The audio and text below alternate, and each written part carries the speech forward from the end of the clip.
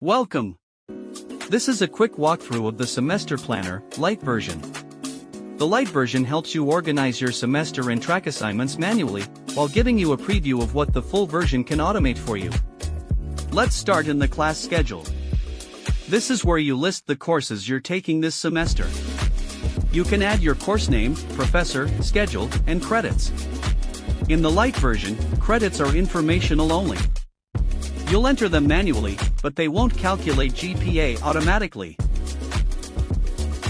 Next is the assignment tracker. Here, you'll add your assignments, related course, due dates, weights, and grades.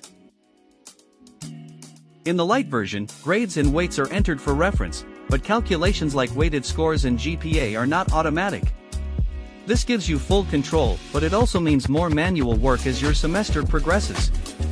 You may notice that grades don't roll up automatically, and GPA values don't update in real time. That's because those features are part of the full version, where calculations, grade stability, and GPA tracking happen automatically.